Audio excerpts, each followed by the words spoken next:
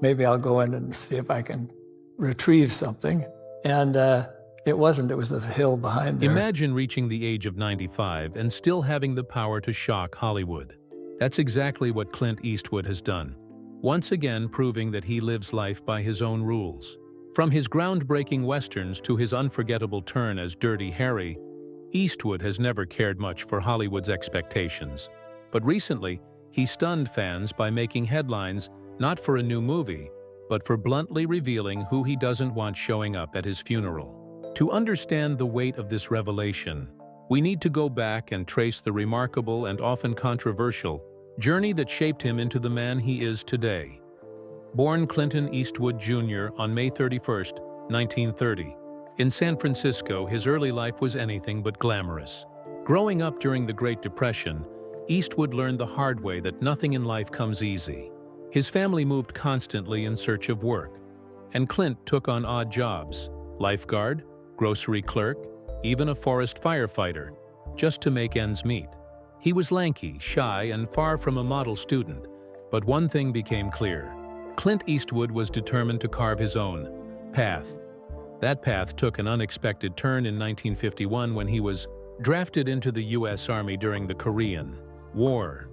Stationed safely at Fort Ord as a swimming instructor, Clint's rugged looks and calm presence caught the attention of people connected to Hollywood. With their encouragement, he gave acting a shot, and the rest is history. But make no mistake, his rise was no overnight success. His early career was filled with uncredited roles in low-budget films, where casting directors criticized everything from his slow line delivery to his squint. Lesser men might have quit. Clint doubled down. His persistence paid off when he landed a breakout role in Rawhide, 1959-1965. For 6 seasons, audiences across America tuned in to see Clint as Rowdy Yates, a role that gave him steady work and his first real taste of stardom.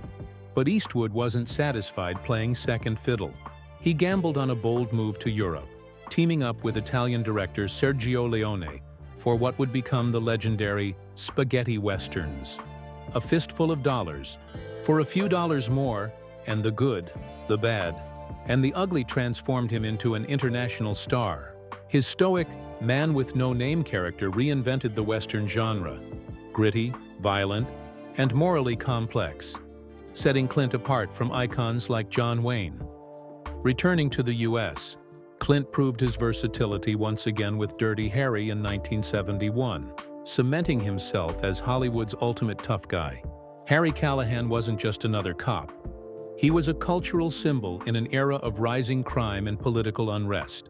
At the same time, Clint explored directing, starting with Play Misty for Me, and later crafting a career as a filmmaker respected as much for his vision behind the camera as his performances in front of it. But while Clint's career soared, his personal life often resembled one of his darker films. His first marriage to Maggie Johnson in 1953 lasted 3 decades, but was plagued by affairs and long separations. His second marriage to TV anchor Dina Ruiz in the 1990s offered stability for a while, but ended in divorce in 2014.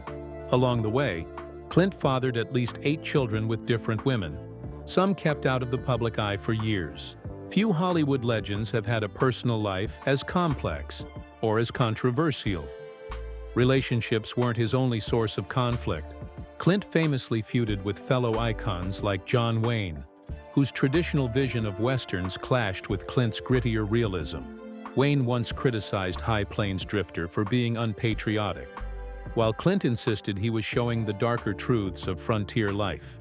Then came the public war of words with director Spike Lee, who accused Eastwood of erasing black soldiers in his World War II films.